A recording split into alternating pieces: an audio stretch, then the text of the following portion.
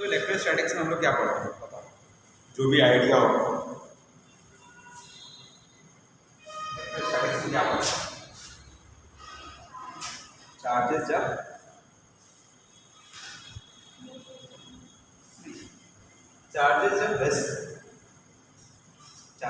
जब रेस्ट पे हो, कोई मोशन ना होगा, अगर चार्जेस मूव करने लगे तो करंट प्रोड्यूस करने लगे।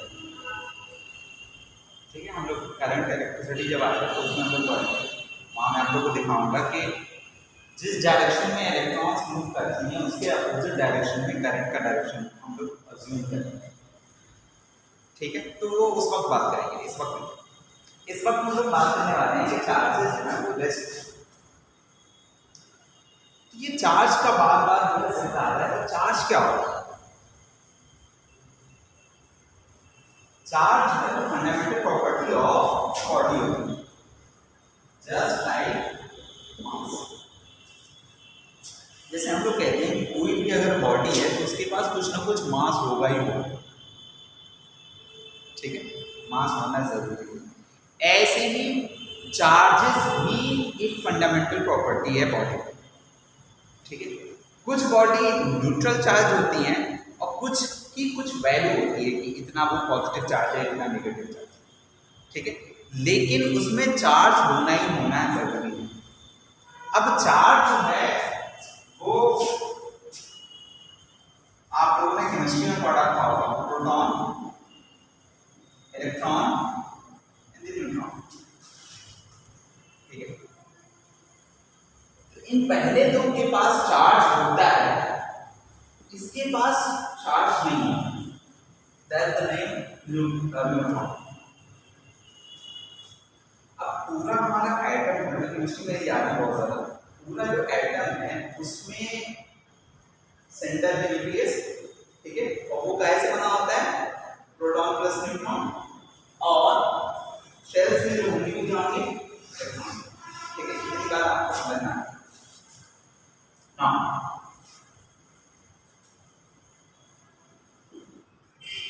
ये फॉर्मूला आपने देखा हो, कहीं ना कहीं देखा हो, इंटरप्रिटेशन में देखा, और ये वाला भी हो सकता है आपने देखा। इसकी ही बात करने वाले हैं हम लोग इस फॉर्मूले की, लेकिन थोड़ी देर बाद। तो हमारा ये प्रोटॉन और इलेक्ट्रॉन जो हैं, ये दोनों प्रोटॉन्स और इलेक्ट्रॉन्स इन दोनों लॉ को फॉलो करता है। लॉ नंबर 1 है, अभी लॉ नंबर 2 है। तो प्रोटॉन और इलेक्ट्रॉन्स जो हैं वे फॉलो वेज बुद्धि के वेज 1 and 2।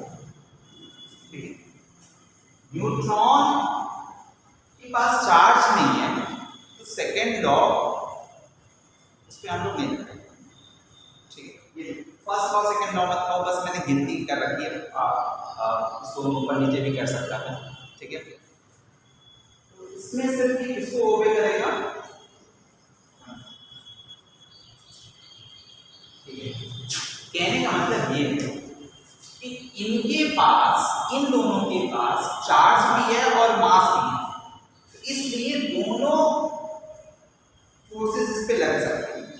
जबकि न्यूट्रॉन के पास कोई चार्ज नहीं है, इसलिए ये वाला फॉर्मूला उसके लिए यूज नहीं करता। चार्ज यूज करने और ना करने का मकसद ही नहीं। ठीक है, इतनी बात क्लियर है ना? केमिस्ट्री में आप लोगों ने एक और चीज पढ़ रखी होगी कि प्रोटॉन का जो नेचर होता है, वो पॉजिटिव नेचर का होता है, and nature of electrons are of.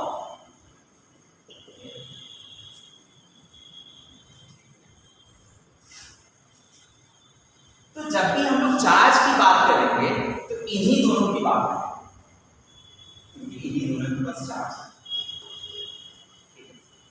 Charge fundamental property होती है। ठीक है, it can be positive nature और ऑफ नेगेटिव नेचर। ठीक है, तो ये क्वेश्चन लिखो।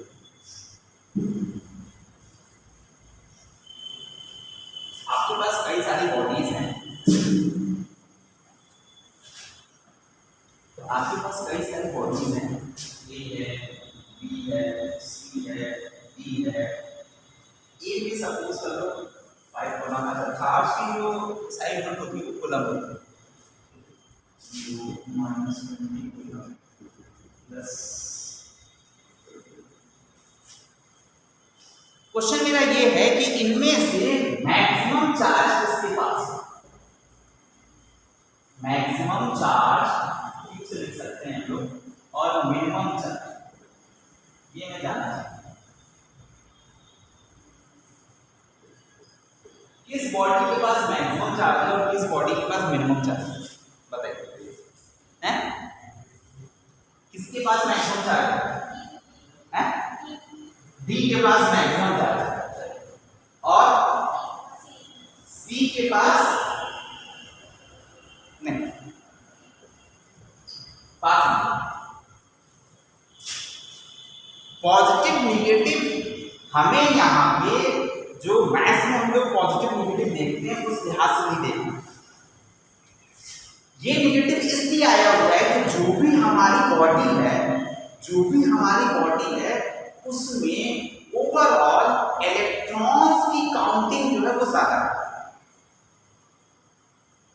उसमें इलेक्ट्रॉन की काउंटिंग जो है वो ज्यादा है। कोई भी कॉम्बिनेशन हो सकता है, अगर -20 कोलम आपका है तो कोई भी कॉम्बिनेशन हो सकता है। आप उसमें 21 इलेक्ट्रॉन्स हो सकते हैं और एक प्रोटॉन हो सकता है, कुछ भी कॉम्बिनेशन ले सकते हो। 100 इलेक्ट्रॉन्स हो सकते हैं और 80 प्रोटॉन हो सकते हैं। कुछ भी कॉम्बिनेशन बना सकते हो, बस उन दोनों का सम है वो 20 है।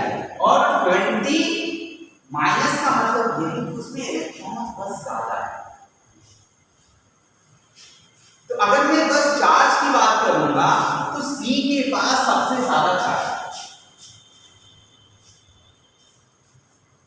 वो इलेक्ट्रॉन है इसलिए नेगेटिव आ रहा है, लेकिन चार्ज सी के पास सबसे ज्यादा है और बी के पास सबसे कम है। ठीक है, ये बात समझ में। ये साइन ये भी बता रहा है कि ये नंबर लाइन ये किस साइड, नॉर्मली हम लोग जब भी -5 मैंने बोल दिया तो आप कहते हो कि ये 0 के लेफ्ट में होगा, 5 यूनिट पीछे। ठीक है, तो लेकिन यहाँ पे ऐसे नहीं हमें देखना। ये बस इतना बता रहा है कि अगर माइनस है तो उसके पास इलेक्ट्रॉन्स की अबंडेंस है, और अगर वो पॉजिटिव है तो उसके पास प्रोटॉन की अबंडेंस है। ठीक है, ये बात समझ में आ गई। अब हेडिंग आप डाल दो properties of charge. Properties of charge.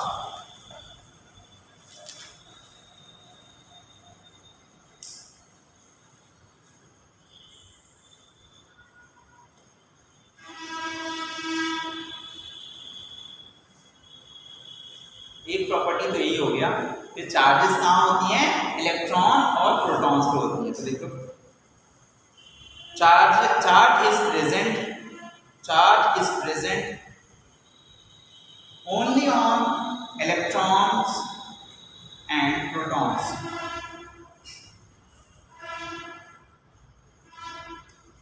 अब मुझे एक बात बताओ, मुझे एक बॉडी से दूसरे बॉडी को चार्ज ट्रांसफर करना है। मुझे क्या करना है, ये बॉडी ये है, ये बॉडी ये है। मुझे क्या करना है, एक बॉडी से दूसरे बॉडी चार्ज ट्रांसफर करना है। और चार्जेस जो होती हैं वो किसके पास होती है, इलेक्ट्रॉन्स और प्रोटॉन्स।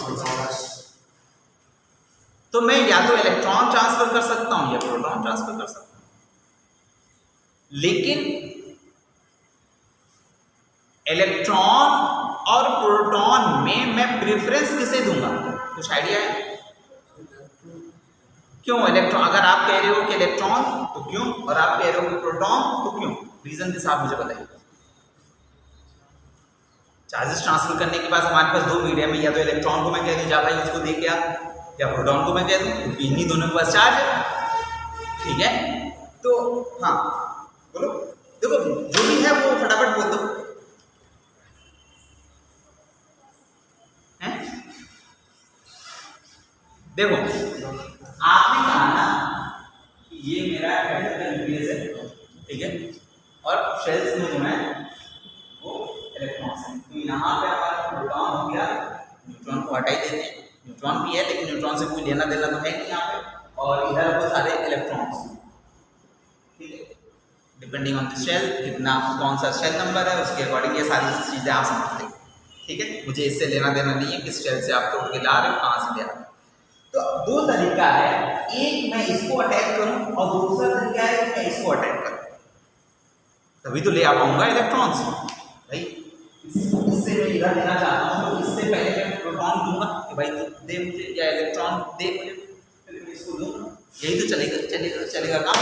कुछ भी आप कह रहे हो, मुझे जो है आपसे चश्मा लेना, मैं क्या कहूँगा आपसे लूँगा, और फिर आपको देना होगा तो दूंगा, तो मुझे कहीं से लेना होगा फिर मैं देना होगा, यही होता है ट्रांसफर करके।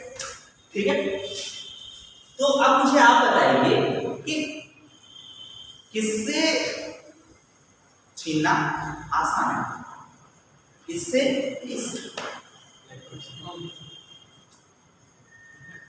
इलेक्ट्रॉन से, क्यों?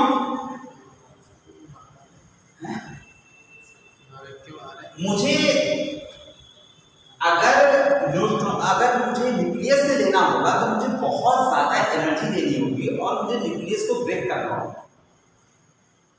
ठीक है, तो बहुत ज्यादा मुझे एनर्जी, बहुत ज्यादा एफर्ट, कुछ भी कह, ठीक है, तो बहुत ज्यादा एफर्ट मुझे करना पड़ेगा, बहुत ज्यादा एनर्जी देनी होगी, और उसके बाद हो सकता है वो स्टेबलाइज नहीं आ रहे, वो एटम मेरा, वो न्यूक्लियस मेरा स्टेबल ना रहे, फिर प्रॉब्लम है। लेकिन अगर मैं इलेक्ट्रॉन को कहता हूं तो बाहर से मैं लेके चला जाऊंगा, किसी को पता भी नहीं चलेगा।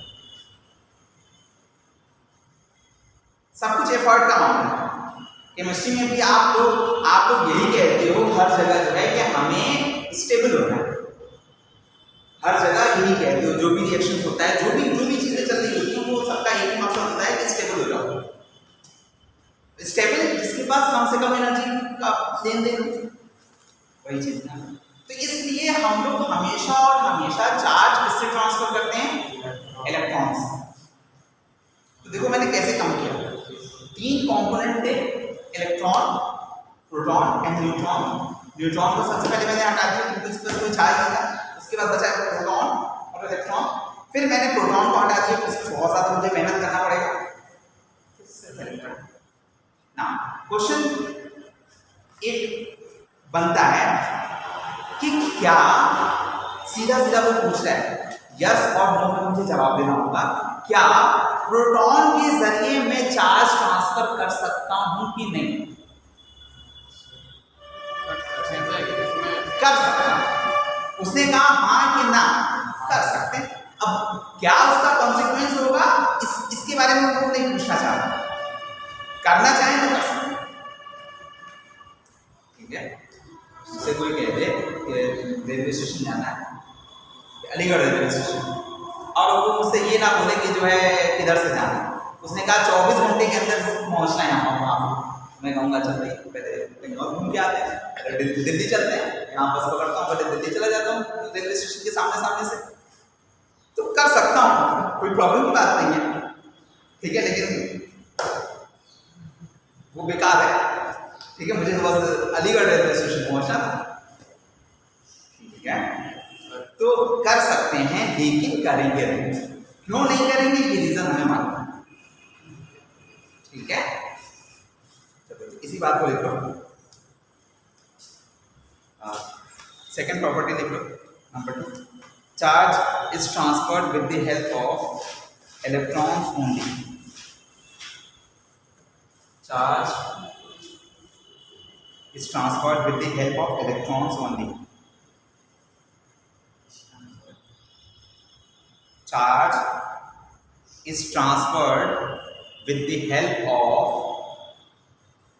help of electrons only. ठीक है, अगली प्रॉपर्टी,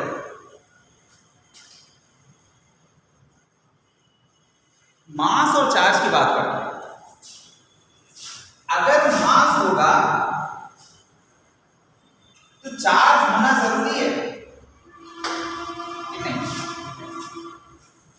क्यों? एक न्यूट्रॉन से हमारा साथ, ठीक है, लेकिन अगर चार्ज है तो मास होना जरूरी है, ठीक है। इसको देख लेते हैं। Charges can not exist without mass, charges cannot exist without mass, but mass can exist,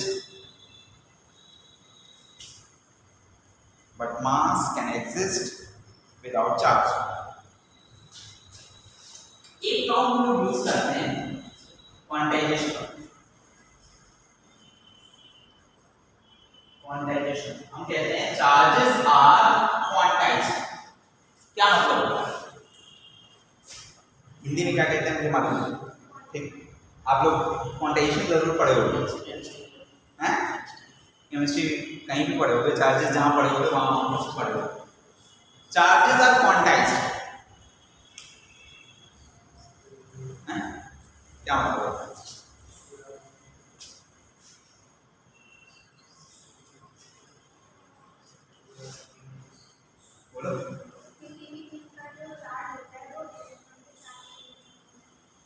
का इंटीग्रल मल्टीपल होता है, ठीक है, इसी को हम लोग क्वांटाइजेशन कहते हैं।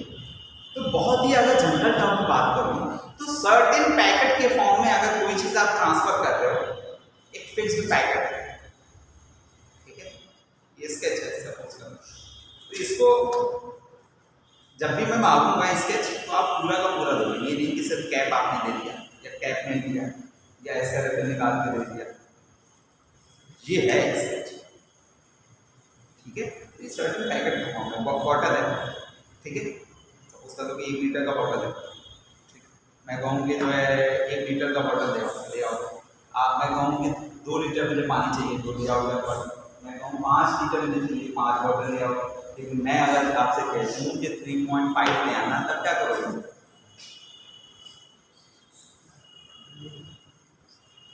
काट के ले आओगे, हैं? 500 वाला ले आओगे, तो दूसरा चीज हो गया ना, आधा भर के लाओगे तो उसमें फिर आधा खाली रह गया ना। हमें तो एक कांस्टेंट पैकेट के फॉर्म में चाहिए था, तो मैंने कितने मांगे थे? 3.5 मांगे थे, 3 तो एक जैसे थे, लेकिन जो 0.5 वाला है वो अलग दिख रहा है, मुझे ऐसा नहीं चाहिए, तो पॉसिबल नहीं। ठीक, इसी को हम लोग कहते हैं क्वांटाइजेशन। डिस्क्रीट पैकेट के फॉर्म में, डिस्क्रीट एक छोटा जो भी आप टुकड़ा करते हैं, ठीक है, तो चार्जेस जो है वो भी इसी तरह ट्रांसफर होती है, Q इसी इक्वल टू होता है N होता है, ठीक है। और ये मेरा पैकेट है जो एक छोटा सा पैकेट में कह रहा था, वो एक वन इलेक्ट्रॉन, तो आपको एक इलेक्ट्रॉन का मल्टीपल आपको रखना। अब n की वैल्यू क्या क्या हो सकती है? 1 2 3 4 5 6 ठीक है, 0 नहीं होगा, होगा नहीं होगा, 1 -1 नहीं होगा, क्यों भैया?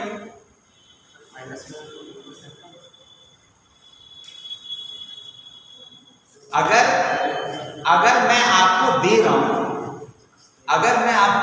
हूं, तो आप में वो प्लस हो रहा होगा और मेरे में वो, तो मेरे लिए n की वैल्यू निगेटिव होगी, आपके लिए n की वैल्यू पॉजिटिव होगी, ठीक है। तो लेना देना दोनों है भैया, ट्रांसफर आप कर रहे हो ना, इससे घट रहा होगा, इसमें इलेक्ट्रॉन्स बढ़ रहे होंगे, एक तो ये क्लियर हो गया प्लस माइनस, और दूसरा जो है 0 भी होगा कि नहीं होगा? दिमाग से कहूँ ऐसे पॉकेट में हाथ डालो, अब दे दो। क्या दिया मैंने आपको? कुछ नहीं दिया, और कुछ नहीं दिया मतलब जीरो दिया। ये भी कह सकते हैं मैंने जो चार्ज ट्रांसफर कर दिया, कितना किया? कुछ नहीं। ठीक है, तो basically it is an integer. N क्या है? इसको हम लोग ऐसे भी कह देते हैं कि चार्जेस जो भी आप ट्रांसफर करोगे वो is the multiple of the charge on one electron. ठीक है, चार्ज ऑन वन इलेक्ट्रॉन की वैल्यू कितनी होती है? -19।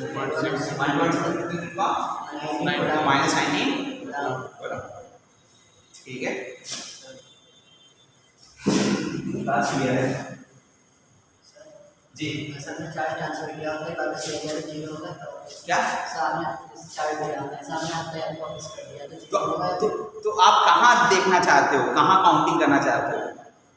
किस वक्त आप देखना चाहते हो कि मैंने चार्ज जो दिया वो कितना दिया? पहले ट्रांसफर के बाद कि वापस लेने के बाद? हैं? पहला वाला ट्रांसफर, दूसरा वाला ट्रांसफर?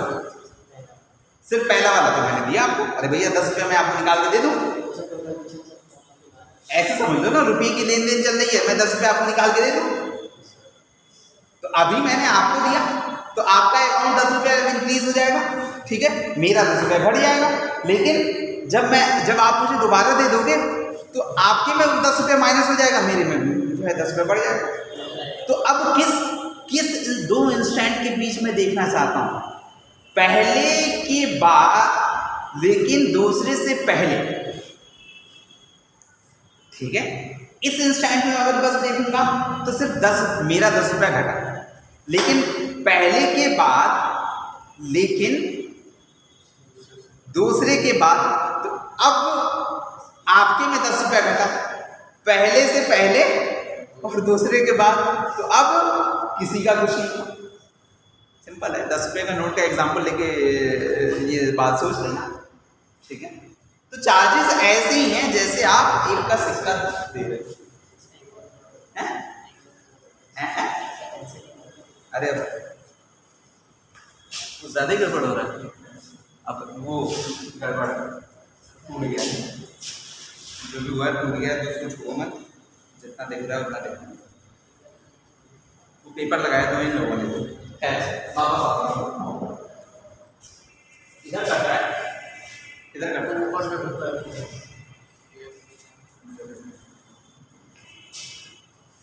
अच्छा ठीक है, ठीक है, तो लिख लो, charges are quantized, charges are quantized, charges are quantized. इसके नीचे लिख देना Q is equal to N, Q is equal to N।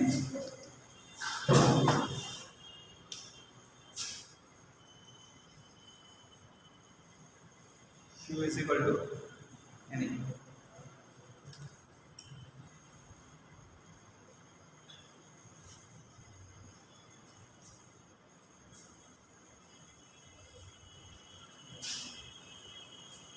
अगला पॉइंट देखो,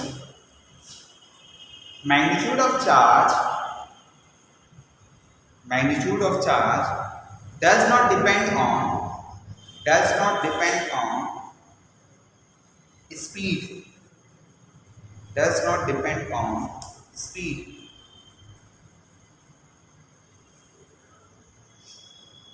ठीक है, अगला पॉइंट देख लो, चार्जेस एट रेस्ट। जब हमारे कोई चार्ज जो है वो रेस्ट पे होगी तो इस केस में सिर्फ और सिर्फ इलेक्ट्रिक फील्ड बनेगी। ठीक है, चार्ज की अभी इस केस में क्या है, V इज इक्वल टू 0 है। अब V की वैल्यू आ गई है, V कोई कांस्टेंट वैल्यू, चार्ज हमारा लो है, तो इस केस में इलेक्ट्रिक फील्ड होगा प्लस मैग्नेटिक फील्ड। हाँ, चार्ज के पास अब एक्सीलरेशन आ गई, कुछ ना कुछ एक्सीलरेशन की वैल्यू है, तो इस में हमें इलेक्ट्रिक फील्ड भी मिलेगा, मैग्नेटिक फील्ड भी मिलेगा, प्लस एनर्जी मिलेगी, प्लस में एनर्जी। ठीक है, तो ऐसे ही लिखिए, तो मैं लाइन में लिखवाऊंगा या लैंग्वेज लिखवा दो। चार्जेस एट रेस्ट, क्या है लिख लो ना, यही बस लिख लो, मैंने इसको 0 लिखा है, इसकी जगह पर लिख लो charge at rest, charge at rest. इस केस में सिर्फ इलेक्ट्रिक फील्ड होगा, इलेक्ट्रिक फील्ड, मैग्नेटिक फील्ड, ये सब क्या होता है हम लोग देख लेंगे, ठीक है, अभी थोड़ी देर में। इलेक्ट्रिक फील्ड अभी देख लेंगे, मैग्नेटिक फील्ड 1 मिनट बाद देखेंगे।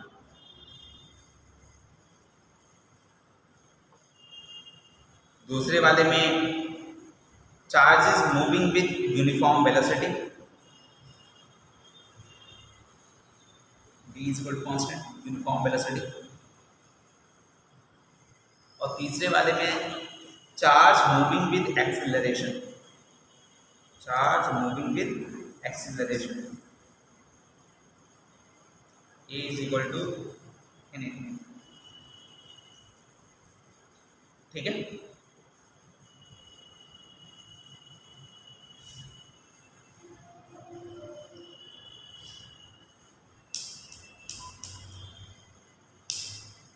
ना हमने फोर्स देखा था F इज इक्वल टू, मैंने देखा था A times Q1 Q2 upon R square. इसको तो हम देखते हैं, ये चार्ज नहीं है, ये चार्ज Q1 Q2 दोनों के बीच जो डिस्टेंस है वो R है। Q1 Q2 और R डिफाइन हो गया, बचा K। तो K जो है वो 1/4 पाई एप्सिलॉन नॉट, बताता हूँ, Q1 Q2 अपॉन R। ये 1/4 पाई एप्सिलॉन नॉट की जो वैल्यू होती है वो 9 टू 10⁻⁹ है साइन में, ठीक है। एप्सिलॉन नॉट की जो वैल्यू होती है वो 8.85 into 10⁻⁻12, ये भी ऐसा ही बना, ठीक है ना। ये एप्सिलॉन नॉट होता क्या है, परमिटिविटी, परमिटिविटी। एप्सिलॉन नॉट मैंने लिख दिया तो ये परमिटिविटी ऑफ फ्री स्पेस है, फ्री स्पेस कहते हो, वैक्यूम कहते हो, तो अच्छा लगेगा, ठीक है। और अगर कोई मीडियम आ जाएगा तो उसे हम लोग नॉर्मली में इसको लिख के कंफ्यूज नहीं करना, क्योंकि मैं K जो है वो डाइलेक्ट्रिक कांस्टेंट होगा, ठीक है, डाइलेक्ट्रिक कांस्टेंट। जब इस फ्री स्पेस या वैक्यूम के जगह पे कोई और मीडियम आ जाएगा तो वहां पे हम लोग एप्सिलॉन लिखेंगे, और एप्सिलॉन जो होता है इधर आप एप्सिलॉन और एप्सिलॉन नॉट लिख लो या K टाइम्स एप्सिलॉन नॉट,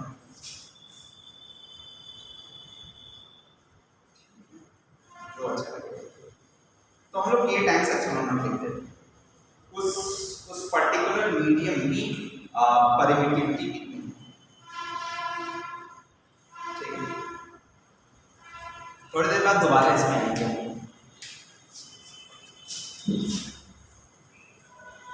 हाँ, टाइप्स ऑफ मीडियम,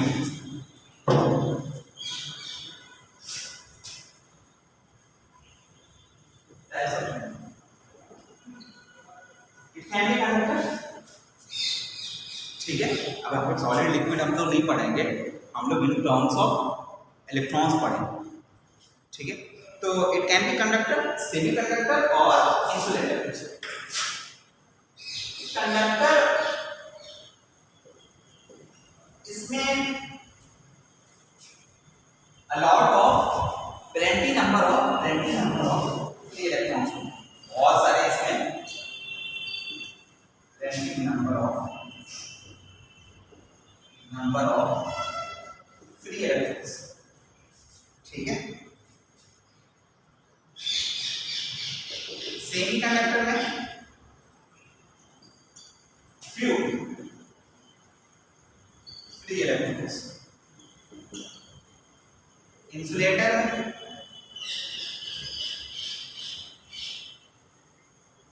में negligible free electron, almost zero. ठीक है,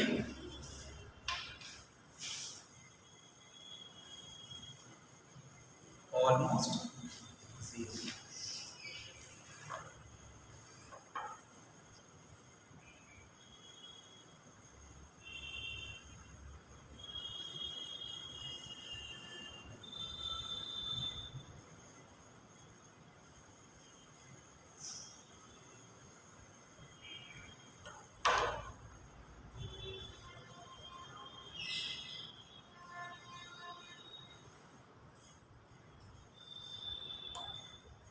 ठीक है,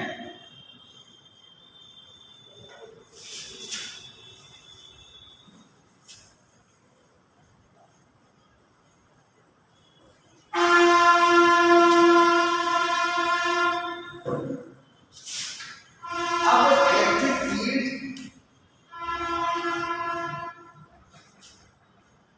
अफेक्ट ऑफ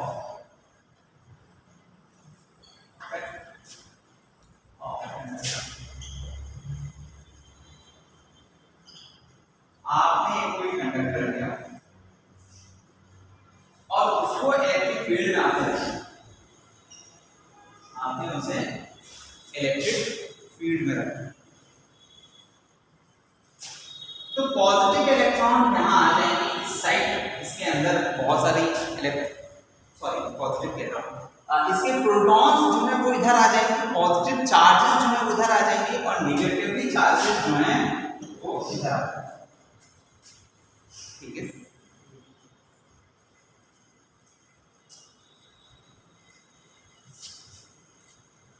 तो यानी कि हमारा इलेक्ट्रॉन जो है, जो यहाँ पे इलेक्ट्रिक फील्ड से पहले था, वो इधर को मूव कर रहा होगा।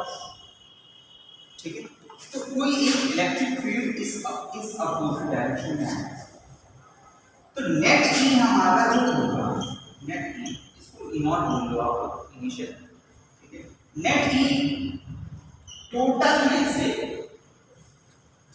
ई डैश ना, इस केस में इसकी वैल्यू जीरो। बहुत सारे हमारे इस केस में फ्री इलेक्ट्रॉन है और वो सब इधर जाएंगे, तो अपोजिट डायरेक्शन में इतना बड़ा इलेक्ट्रिक फील्ड लग जाएगा कि वो एक्सटर्नल इलेक्ट्रिक फील्ड को जीरो कर देगा। इसीलिए कहा जाता है कि किसी कंडक्टर के अंदर कोई इलेक्ट्रिक फील्ड नहीं होगी, ये कैंसिल आउट कर जाएंगे एक दूसरे। ठीक है, अगर मैं क्या बोला, electric field inside any conductor is, और मैं अब अगला क्वेश्चन पूछ रहा हूं, is it possible that electric field inside any conductor is not zero? क्या ऐसा कोई पॉसिबिलिटी है? हाँ, एक है।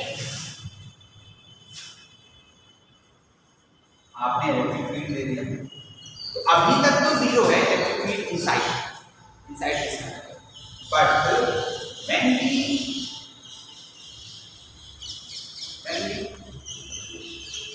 Use a wire have a close path, जब हम लोग कोई वायर दे देंगे और दोनों एंड को मैं मिला दूंगा, तो अब इसके पास इलेक्ट्रॉन को मूव करने के लिए एक पाथ मिल गया। अब इस केस में हमारा जो electric field inside electric field होगा वो इस केस में जीरो। तो यहाँ इलेक्ट्रिक फील्ड की इनसाइड की वैल्यू होगी, लेकिन वहां पे इलेक्ट्रिक फील्ड की वैल्यू जो है क्या होगी? जीरो। ठीक है, देखो फटाफट बना लो और एक लाइन लिखवा देता हूँ इधर वाले पर।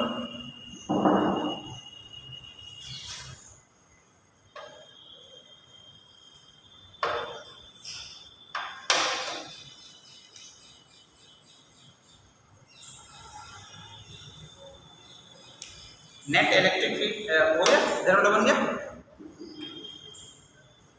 एक छोटा सा लाइन लिखना है,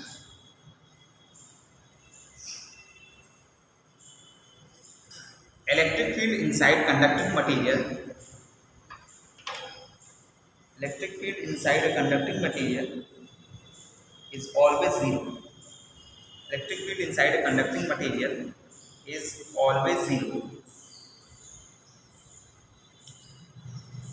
Is always zero. अब क्वेश्चन लिख लो, उसको ड्रॉ करने से पहले क्वेश्चन लिखो।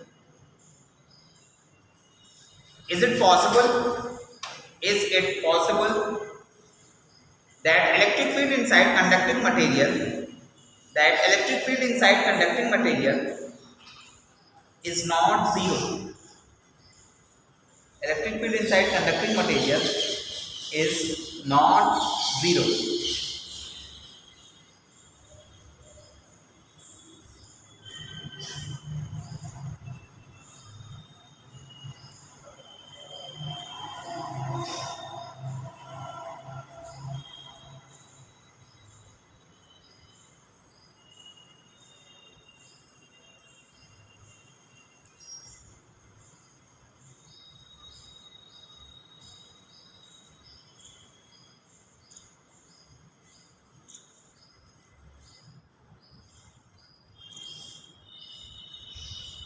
ठीक है,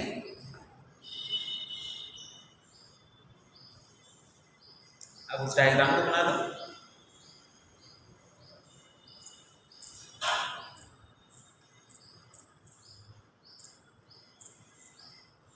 और नीचे एक छोटा सा लाइन लिख देना, yes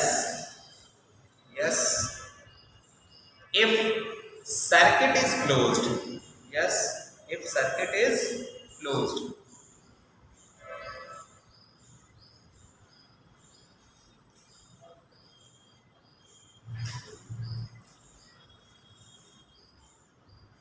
if circuit is closed.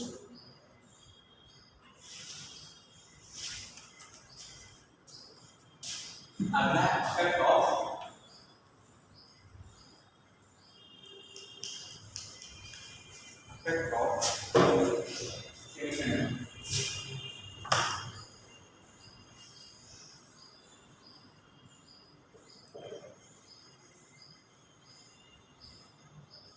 again हमने सेमीकंडक्टर लिया, ई लगाया, ठीक है, पॉजिटिव इस साइड को एक्यूमुलेट होंगी, नेगेटिव इस साइड को एक्यूमुलेट होंगी, ई नॉट होगा।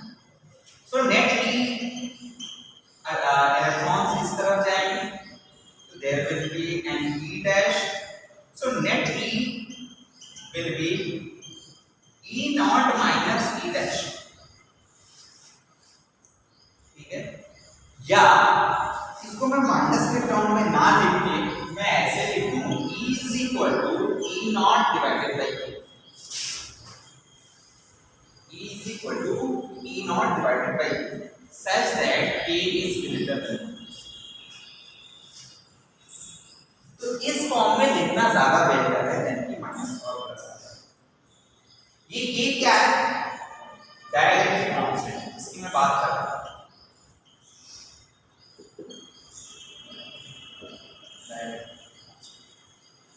और परमिटिविटी ऑफ द मटेरियल, जो भी है मटेरियल,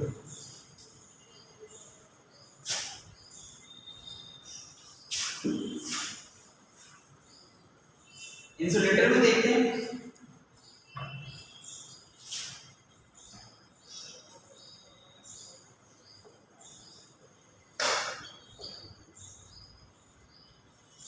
आपने इंसुलेटर लिया और इसमें आपने ई नॉट लगाया,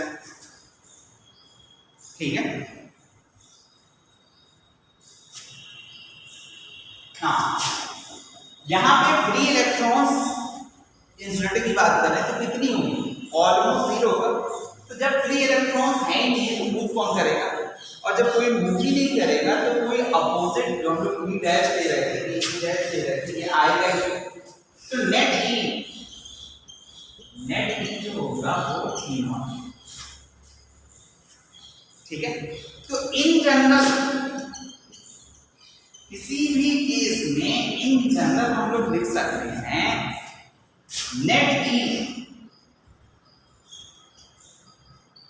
will be E naught divided by E naught divided by Z। Insulator के केस में K की जो वैल्यू होती है वो 1 होती है। इंसुलेटर के केस में K की वैल्यू 1 होती है। कंडक्टर के केस में K की वैल्यू इनफाइनाइट होती है। करके देखो इनफाइनाइट क्या आता है, 0। याद करो कंडक्टर के केस में क्या था, नेट ई कितना आ रहा था, 1 रख दे अगर यहाँ पे, तो K की वैल्यू अगर 1 में रख दूं तो नेट ई किसके बराबर हो गया, E नॉट के बराबर।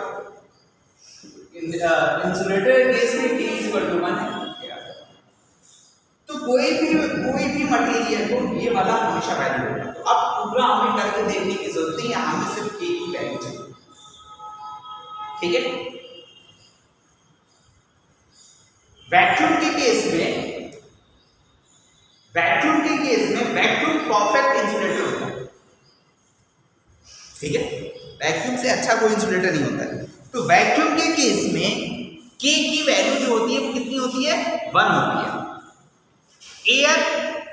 एयर में K की वैल्यू अप्रोक्सीमेटली 1, ठीक है। K की वैल्यू अप्रोक्सीमेटली 1,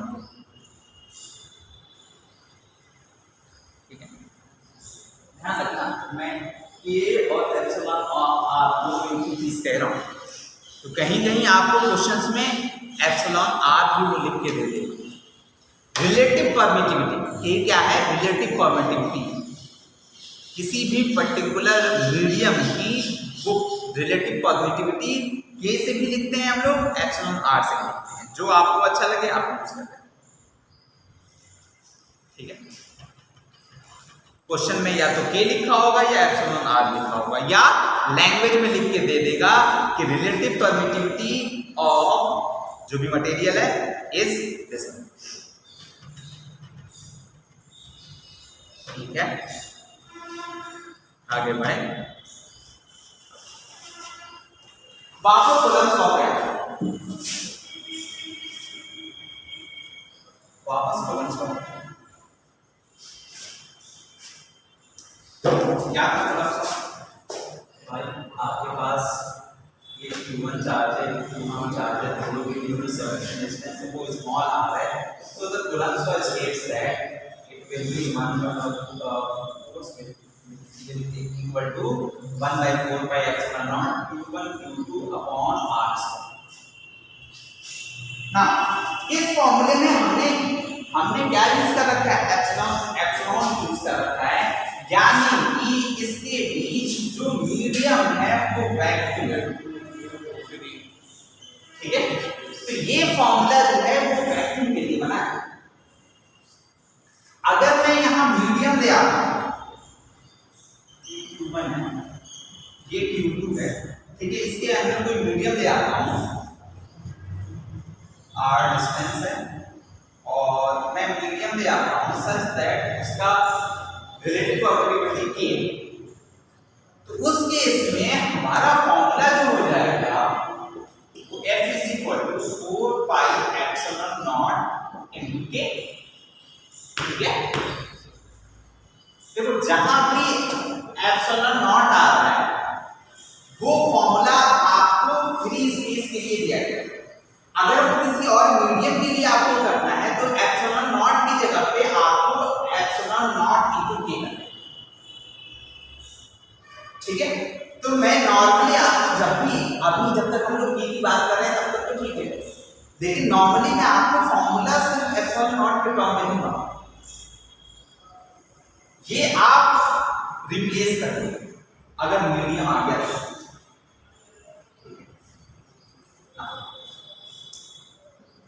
तो, Q1 Q2 upon R, इतनी बात क्लियर। बस आप मॉडिफाई करते हैं। तो ये तो फॉर्मूला मैं याद रखा, ठीक है। मैं थोड़ा सा मॉडिफाई कर रहा हूँ, Q1 Q2 under root k times r upon square, तो वही चीज है, ठीक है, कोई दिक्कत नहीं। इसका हम लोग यूज कहाँ करेंगे? अगर उसमें दो चार्जेस के बीच पूरे के पूरे मीडियम को चेंज कर दिया तो हम ये फॉर्मूला यूज करेंगे। मैंने क्या कहा? इस पूरे मीडियम को चेंज करें तो कोई दिक्कत की बात नहीं, लेकिन वो परेशान करने के लिए अगर मुकाबला हो जाए और वो कहे कि नहीं भाई साहब हम पूरे मटेरियल को नहीं चेंज करेंगे, इतने में वैक्यूम है, इतने में वैक्यूम है, लेकिन यहाँ पे टी थिकनेस पे टी का कोई हमने मीडियम लगा, तब क्वेश्चन कैसे सॉल्व करें? अब देखो, आप अज्यूम कर लो ये पूरा का पूरा डिस्टेंस जो है वो r, ये पूरा का पूरा डिस्टेंस कितना है? r। ना यहां पे हमें रिजल्टेंट r निकालना होगा। अब आप मुझे एक बात बताओ कि कितने पोर्शन में हमारा वैक्यूम है? कितने पोर्शन में वैक्यूम है? r minus T. तो यानी कि r माइनस टी को तो आपको छेड़छाड़ नहीं करना है, r माइनस टी के साथ आपको कुछ नहीं करना है, plus under root k times इतने का हमने अलग से देख लिया जैसे मैंने यहां किया, ठीक है, अंडर रूट k टाइम्स। अब ये हमारा नया r है और इसको आप यहां पे रखते हैं, बाकी कुछ मत टेंशन लेना, यानी कि अब हमारे f की वैल्यू हो जाएगी 1/4 into Q1 Q2 upon r minus t plus under root k times t का वर्ग, ये फॉर्मूला होगा,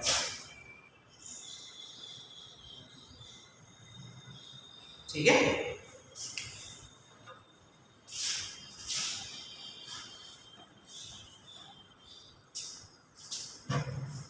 नोट कर फटाफट, क्वेश्चन कर रहा हूं। ऊपर फ्री स्पेस के लिए था, तो अगर आपको लिखना हो तो लिख देना फ्री स्पेस वाला, वैक्यूम के केस में, और ये मीडियम के केस में।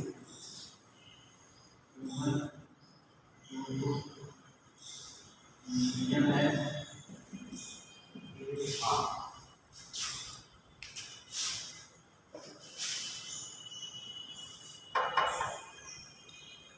ये इसी से पेन चलाओ।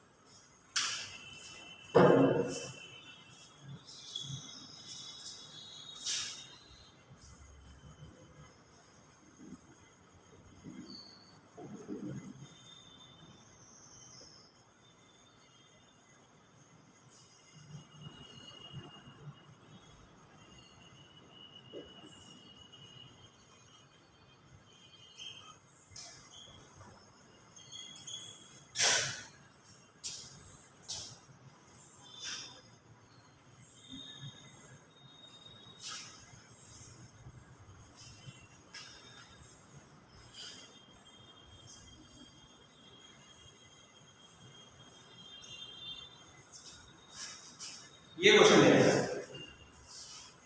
बहुत सारे उसने मीडियम अलग अलग बना दिए, ठीक है। अब Q1 यहाँ रहा, Q2 यहाँ, अब वो जानना चाहता है F की वैल्यू, तो हम क्या करेंगे, सबसे पहले अंडर रूट KT की अलग से वैल्यू निकालेंगे। इस केस में अंडर रूट KT निकालो, कितना होगा 10 into 10 100 सेंटीमीटर, यहाँ पे 4 into 20 80 80 सेंटीमीटर। यहाँ पे 50 into 5 75। यहाँ पे 9 into 10 90। ऐड करो कितना होगा?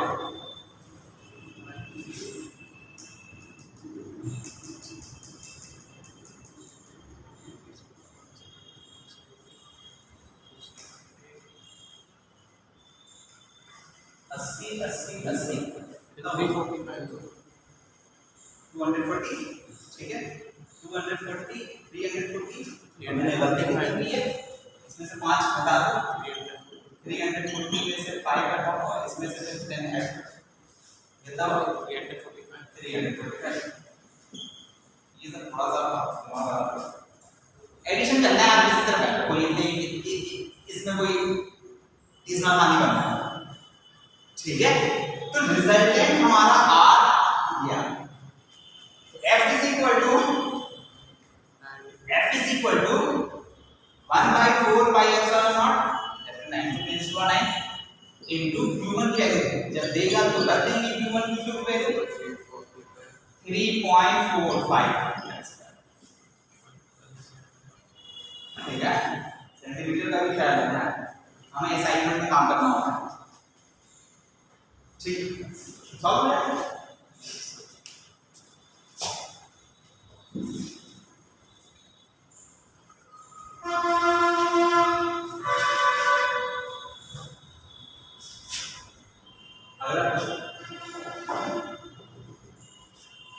एयर कॉपर सिल्वर और अच्छा करते हैं सिल्वर प्लास्टिक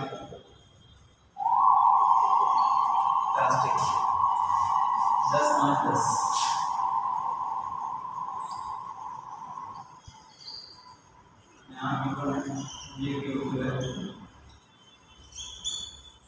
फाइंड एफ की वैल्यू।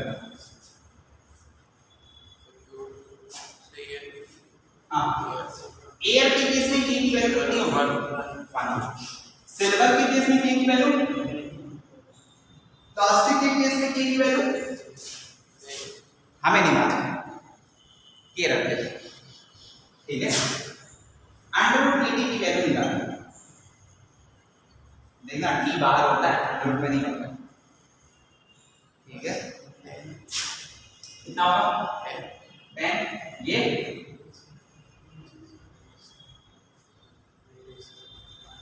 कितना होगा? इंफिनिटी होगा। इंफिनिटी का अंडर रूट इंफिनिटी होता है। Infinity multiplied by anything will be infinity. Infinity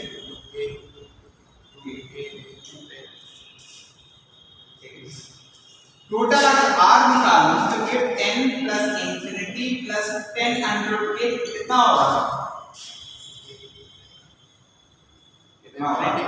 हैं? इंफिनिटी में कुछ भी जोड़ो, इंफिनिटी मिलेगा। f is equal to 1/4 pi epsilon naught Q1 Q2 upon infinity का स्क्वायर 0। इसीलिए मैंने कहा, और इसीलिए क्वेश्चन वाले ने भी नहीं दिया था। बाकी होते हैं यार, इसने तो प्लास्टिक का दिया ही नहीं है, अब तो क्वेश्चन सॉल्व ही नहीं हो सकता। छोड़ो, दिमाग में आएगा कि नहीं कि के की तो वैल्यू इसने दी नहीं है प्लास्टिक के केस में, मुझे मालूम भी नहीं है, किसी को भी नहीं मालूम होगा, तुम्हें क्या।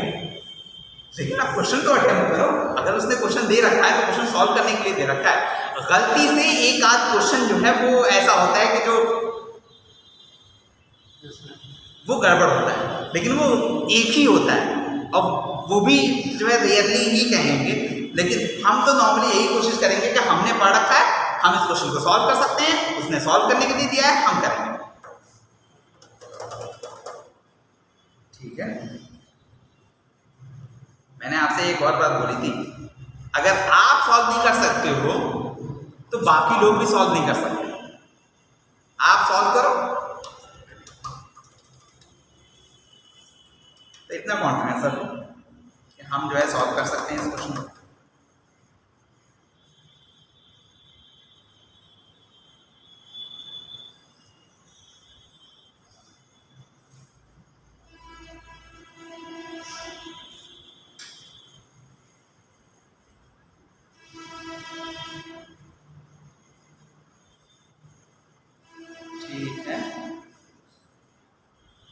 ये अच्छी चीज थी। डाइलेक्ट्रिक वाला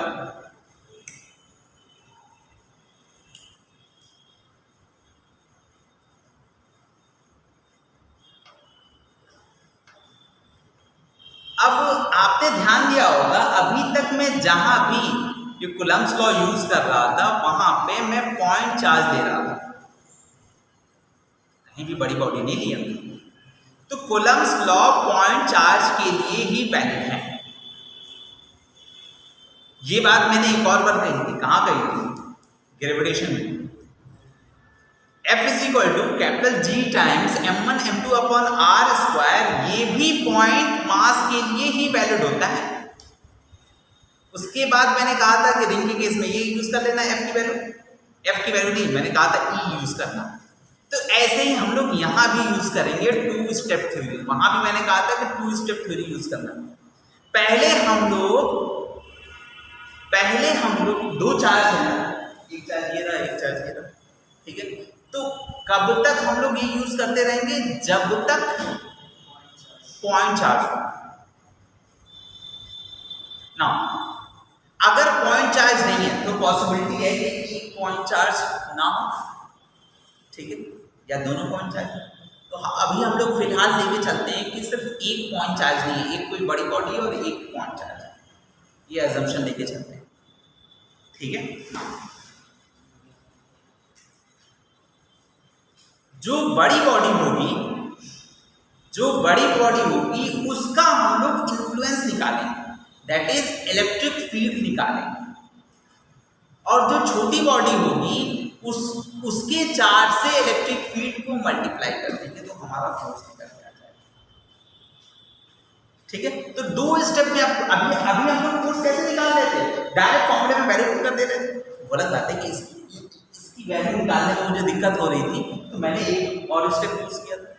ये डायरेक्ट नहीं यूज कर सकता था इस फॉर्मूले को, लेकिन अगर डायरेक्ट वो आर की जैसे इस केस में भी नहीं, और किसी केस में आर की वैल्यू को डायरेक्ट दे देता, भैया Q1 जो है वो 2 कूलम्ब है, Q2 जो है वो 10 कूलम्ब है, और दोनों के बीच जो है डिस्टेंस 2 मीटर है। आप बताइए फोर्स कितना है? डायरेक्ट फॉर्मूले में वैल्यू पुट करना है कि नहीं करना है? लेकिन प्रॉब्लम तब अराइज होता है जब हम लोग कोई भी एक मास पॉइंट चार्ज ना हो। तो उसमें जो बड़ी बॉडी होगी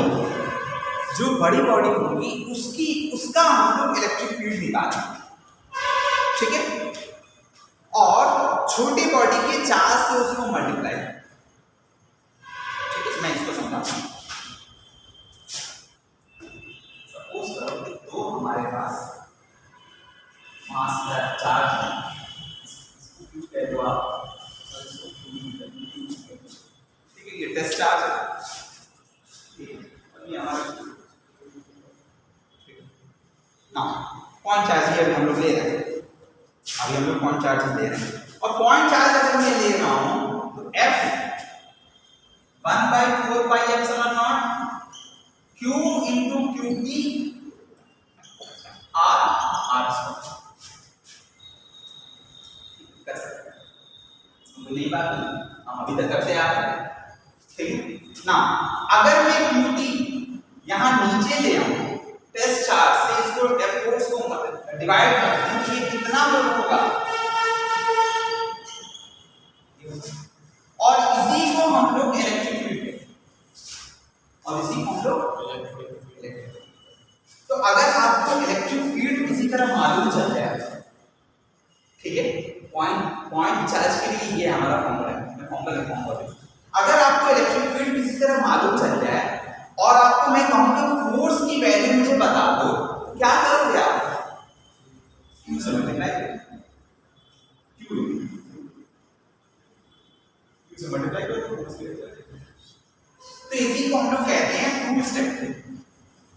एक स्टेप में आप E की वैल्यू निकालोगे और दूसरे स्टेप में आप Q की वैल्यू, F की वैल्यू निकालोगे, ठीक है, by multiplying the charge new, ठीक है।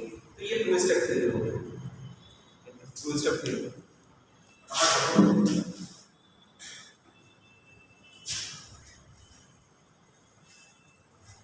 टू स्टेप थ्योरी और ये दोनों लैंग्वेज देने का।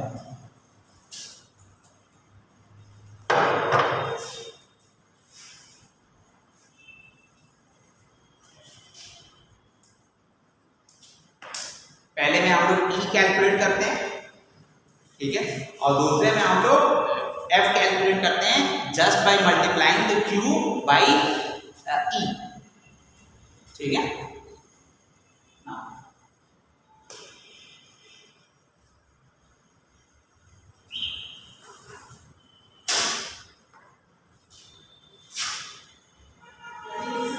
चार्ज हमें लेना है, हमने यहाँ क्यू लिया था, यहाँ क्यू लिया था, तो क्यू को हम लोग हटा देते हैं, ठीक है। ई में ई के फॉर्मूले में क्या आया था, सिर्फ क्यू आया था, तो एक यहाँ से क्यू चार्ज देगा, ठीक है।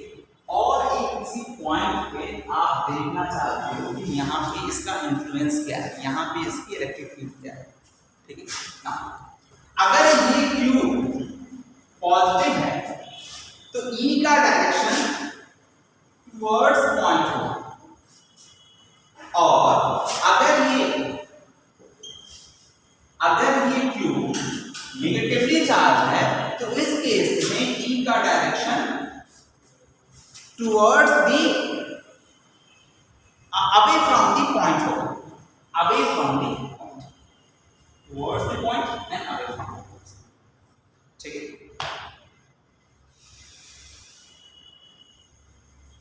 तो ये जो इलेक्ट्रिक फील्ड का हमने डायरेक्शन निकाल दिया, direction of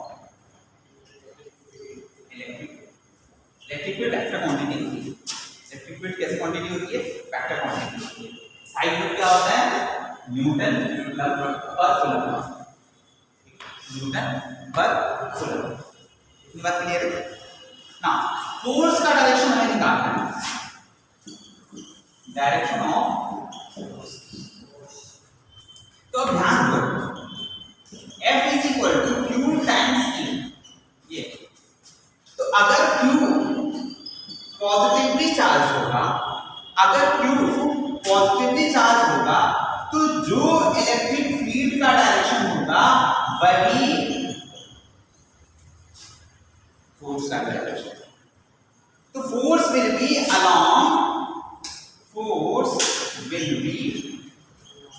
along electric field. और अगर Q की वैल्यू नेगेटिव है, अगर Q की वैल्यू जो है वो नेगेटिव है, तो इस केस में F will be opposite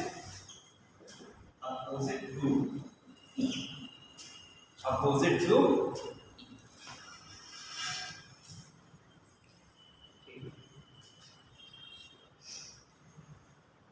ये इक्वेशन यही कहता है।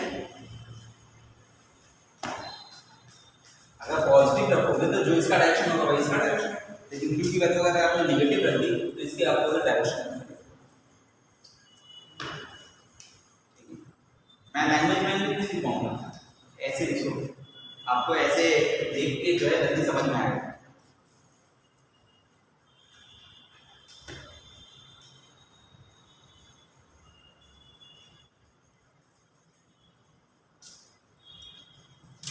देख लिया?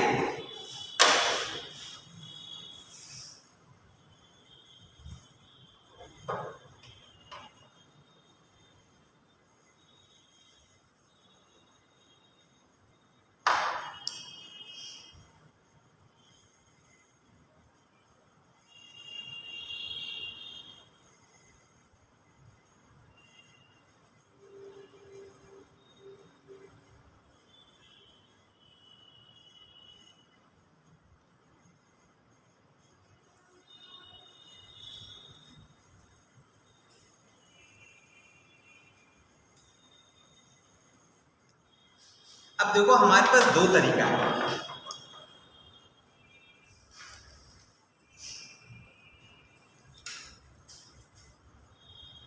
साइन देखने का, फोर्स कैसी क्वांटिटी है, वेक्टर क्वांटिटी है, तो साइन देखने का दो तरीका है। एक तरीका है कि सारी चीजें आप वेक्टरली रखो, सारी की सारी चीजें आप वेक्टरली रखो, Q की वैल्यू जो है आप विद साइन रखो, ऑटोमेटिक आपको आंसर मिल जाएगा। लेकिन ये तरीका हम लोग नॉर्मली अपनाते नहीं है।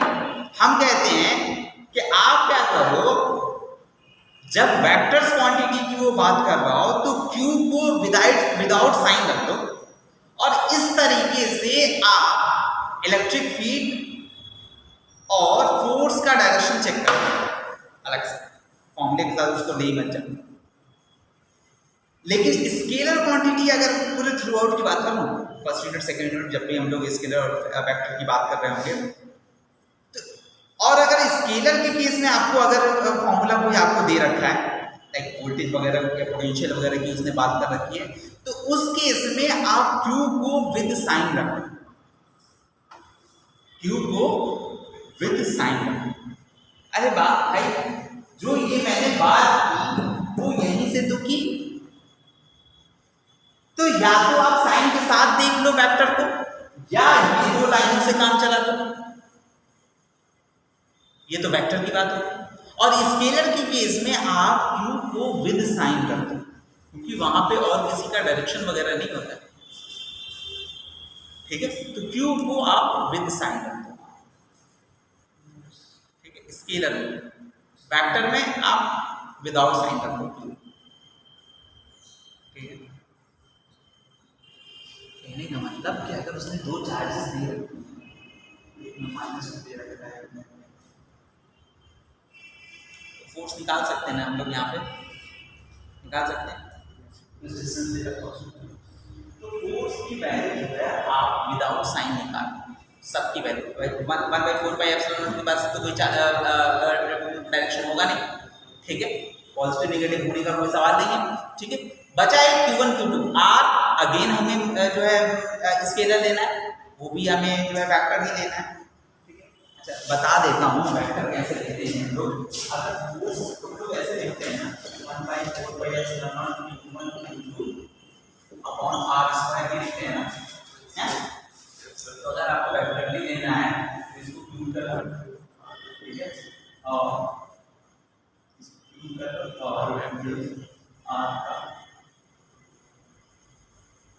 R का डायरेक्शन है, ठीक है। हम लोग कब यूज करेंगे, कभी, ठीक है। मैंने अभी तो मैं चीख के कह रहा हूं कि हम लोग कभी भी वेक्टर में बात करेंगे ही नहीं, हम लोग कभी भी वेक्टर में बात नहीं करेंगे। हम लोग अलग अलग निकाल के और उसका डायरेक्शन देख लेंगे और फिर उसको सम कर लेंगे। चीजें कॉम्प्लिकेट करने की क्या जरूरत है। तो ऐसे ही हम लोग यहाँ फोर्स निकाल देंगे, फोर्स की कुछ ना कुछ वैल्यू कर देंगे। अब आप बताओ, आपने पढ़ रखा है ना लाइक चार्जेस रिपेल और अट्रैक्ट,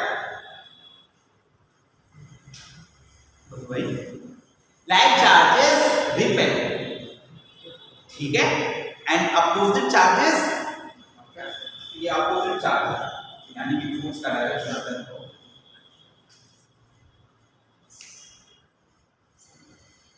जो भी वैल्यू आ रही है वो घुमा कर देना, इक्वल एंड अपोजिट डायरेक्शन होगा, इसीलिए इसका डायरेक्शन इस साइड है, इसका डायरेक्शन इस साइड है, दोनों की वैल्यू बराबर है, कोई हेडेक लेने की जरूरत नहीं। फोर्स की वैल्यू ये जो आएगी वो पॉजिटिव आ रही है, जो भी आ रही है वो कर देते हैं, जो भी आ रही है, ठीक है। चार पांच फॉर्मूले दे देता हूँ। मैंने कहा कि हम लोग बात करेंगे, ये जो मैंने यहाँ लिखा अभी रब करके, मैंने क्या लिखा था, सबसे पहले ई निकालेंगे, ई किसका निकालेंगे, इलेक्ट्रिक फील्ड किसका निकालेंगे, बड़ी बॉडी का। अरे भाई टू स्टेप थ्योरी क्यों लानी पड़ी, बड़ी बॉडी आ गई, इसलिए पॉइंट चार्ज यहाँ पे नहीं रहा, इसलिए तो बड़ी बॉडी की हम लोग ई निकाल लेंगे और छोटी बॉडी की जो है चार्ज से उसको मल्टीप्लाई करेंगे। तो इन बड़ी बॉडी का हम लोग ई देख लेते हैं।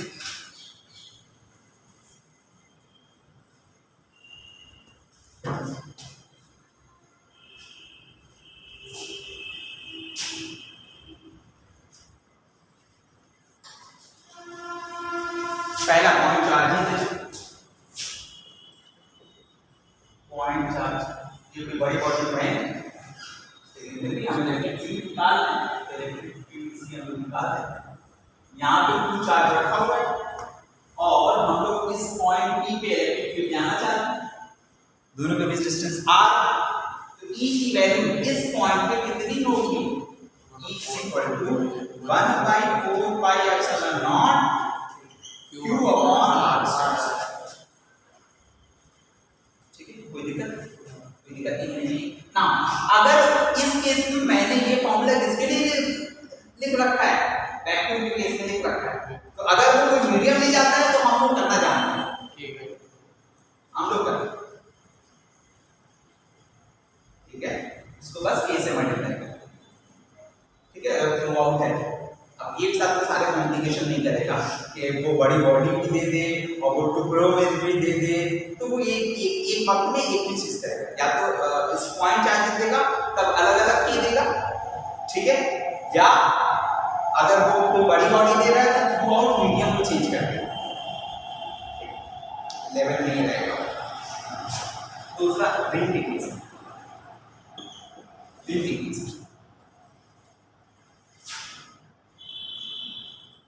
सपोज कर लो रिंग का जो रेडियस है वो r है और इसके नॉर्मली मैं जब भी लिखूंगा तो प्लस चार्ज के लिए लिखूंगा, इस पे चार्ज जो है वो प्लस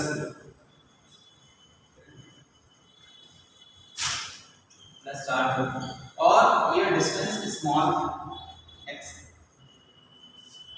ठीक है, स्मॉल x।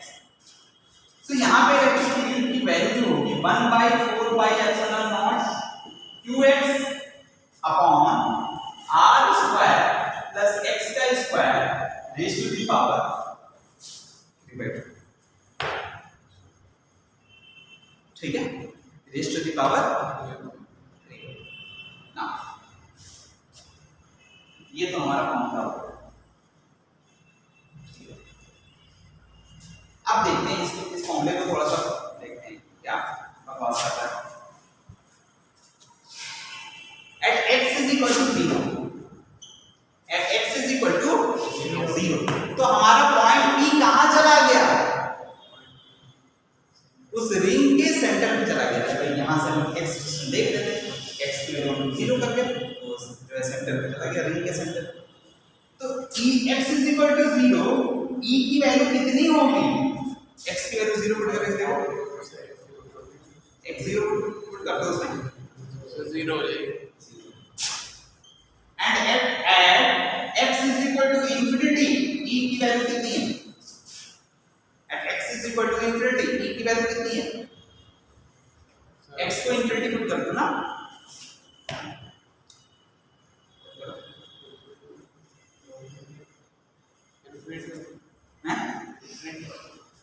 ये करके देखना पड़ेगा, ऐसा करो ना,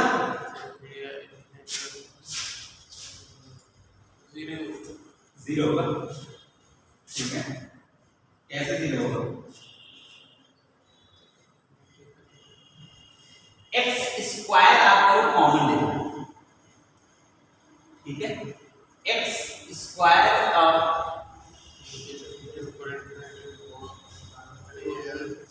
या इस x को नीचे ले जाओ, इस x को आप नीचे ले जाओगे, मैथ्स वाले हो ऐसे थोड़ा होता है,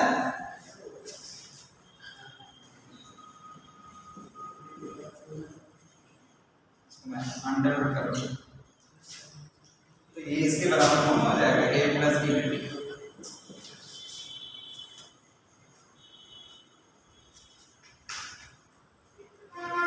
इसके बराबर कौन होगा? स्क्वायर दोनों साइड करेंगे तो ये कितना हो गया? a square is equal to a plus b का होल स्क्वायर, तो ये इसके बराबर कौन होता है? इसमें एक और टर्म आता है 2ab आता है कि नहीं आता? कटेगा कौन? प्लस आ गया है ना, ये प्लस नहीं होता तब कोई हेडेक नहीं है। x की वैल्यू आप जो है इनफिनिटी जब रखोगे तो e की वैल्यू अभी नहीं होगी, ठीक, रख के देखिए। Now, electric field versus x का ग्राफ हमको बना. So it will be something like this.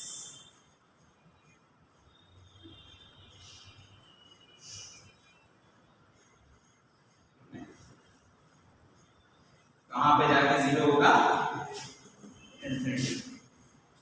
x is equal to ये x है, x is equal to zero पे जीरो है और x is equal to infinity पे अगेन जाके जीरो होगा. ये पैरेलल कर रहा है मेरा ऊपर बात कर रहा है, इसको पैरेलल कर रहा है. ठीक है, बोर्ड पे बंद नहीं करना, समझ गए ना? पैरेलल कहाँ जाके मीट करेंगे? इंफिनिटी मीट करेंगे. उस वक्त में x की वैल्यू अगेन e की वैल्यू अगेन जीरो हो जाएगी. और ये जो है यहाँ पे e मैक्स आ रहा है, ठीक है. x की वैल्यू यहाँ पे r/100. कैसे निकालोगे आप? d/dx कर देंगे. e दिया हुआ है, ठीक है, करने की जरूरत नहीं है, मैंने डायरेक्ट उसका सॉल्यूशन दे दिया. d/dx कर देना, उसकी वैल्यू 0 होती है. ठीक है, तो वहां से x की वैल्यू आ जाएगी r/100. एक बार डिफरेंशिएट करो उसको. ये मैक्सिमम मिनिमम निकालना है. क्यों पढ़ा है? मैक्सिमम और मिनिमम. ठीक है, फर्स्ट डेरिवेटिव 0 और सेकंड डेरिवेटिव की वैल्यू अगर ग्रेटर देन 0 आ रही है तो वो मिनिमम होगा और लेस देन होगी मैक्सिमम होगा. उसको चेक करने की जरूरत नहीं है. फिजिक्स में यही कहानी खत्म हो जाती है. और इसमें एक ही चीज निकाल, नॉर्मली क्वेश्चन ऐसे सेट किया जाता है कि ज्यादा परेशान ना होता है. ठीक है, तो जो वो पूछ रहा है वही आ रहा है. अगर वो इस केस में मैक्सिमम पूछ रहा होगा कि मैक्सिमम आ रहा होगा, अगर मिनिमम पूछ रहा होगा मिनिमम आ रहा होगा. लेकिन तरीका मैंने अभी बता दिया था. फिर इसको आप डबल डेरिवेटिव निकालते हो आप और देखते हो कि ग्रेटर देन 0 है और लेस देन 0. अगर ग्रेटर देन 0 है एट दिस x. मैं मैथ्स नहीं पढ़ा हूँ, मैं फिजिक्स ही पढ़ा हूँ. तो आप डबल डेरिवेटिव निकालते हो एट दैट x. अगर उसकी वैल्यू ग्रेटर देन 0 है तो वो मिनिमम निकलना होगा और अगर लेस देन 0 है तो वो मैक्सिमम निकलना होगा. ठीक है, लेकिन हम लोग ये नहीं करते हैं, हम लोग डायरेक्ट करते हैं. ठीक है, अगर किसी क्वेश्चन में उसने कह दिया ना कि मिनिमम निकालो या मैक्सिमम निकालो, सिर्फ सिंगल डेरिवेटिव लेके जो है 0 पुट करते हैं. ठीक है, नॉर्मली एक ही आंसर आ रहा होगा. और अगर दो आंसर आ रहा है तब दिक्कत की बात है, तब इससे और अगर एक आंसर आ रहा है, x की वैल्यू आपने निकाली और x की वैल्यू एक कोई वैल्यू आ गई तो समझ लेना जो उसने पूछा वही आ रहा है. ठीक है,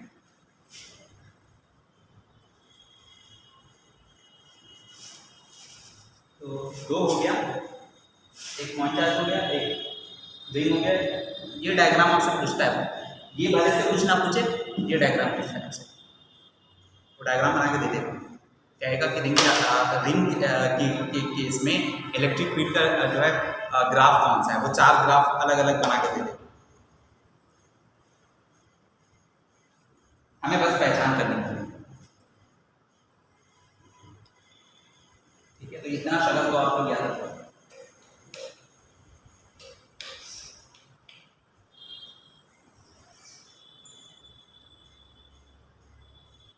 वापस तो ले जाओ. नीचे गया वो, अच्छा नीचे गया. ठीक है, रॉड की case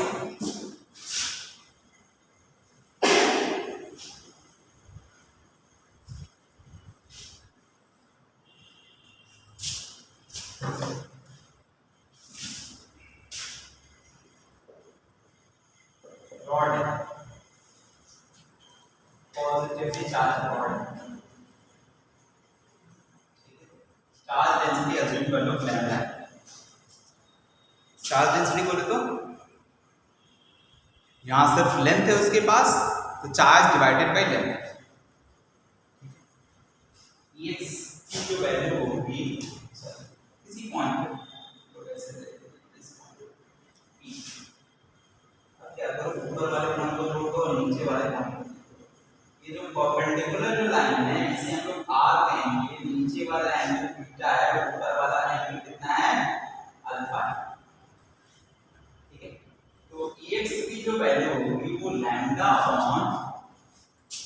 pi epsilon naught R, 4 pi epsilon naught R sine of alpha plus sine of beta, और E by lambda upon 4 pi epsilon naught R cos of alpha minus cos of,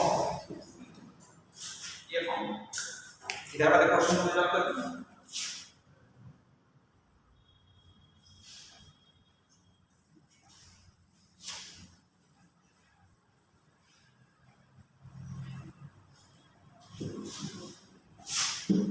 ना अगर इसमें question कुछ ऐसा दे,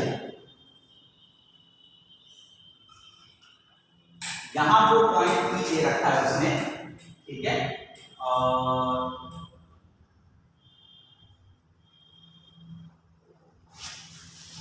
और उसने जो angles दे रखे हैं ये 30 डिग्री है और ये 45 डिग्री, ये कैपिटल आर है। तो मुझे काय की जरूरत होती है, आर की जरूरत होती है, अल्फा की जरूरत होती है और बीटा की जरूरत होती है, ठीक है, ये लैम्डा और बीटा। तो स्मॉल आर किसके बराबर होगा, ये वाला स्मॉल आर, तो इसको हम लोग लिख सकते हैं कैपिटल आर टाइम्स कॉस 30, देख रहा है, कॉस 30। अल्फा अल्फा ये वाला है, लेकिन हम लोग ऊपर के डायरेक्शन में जाते हैं, यहां हम लोग नीचे की डायरेक्शन में जा रहे हैं, तो माइनस 30 है। बीटा बीटा की वैल्यू हम लोग इस परपेंडिकुलर से नीचे की तरफ जाते हैं, यानी ये पूरा एंगल कितना है 75, ठीक है। तो ऐसे तो कुछ कर सकते ना। स्पेशल केसेस देखते हैं, सर आया तो नहीं अभी आ रहा, स्पेशल केसेस देखते हैं क्या कर देते हैं, ठीक है, इसको बंद कर दो।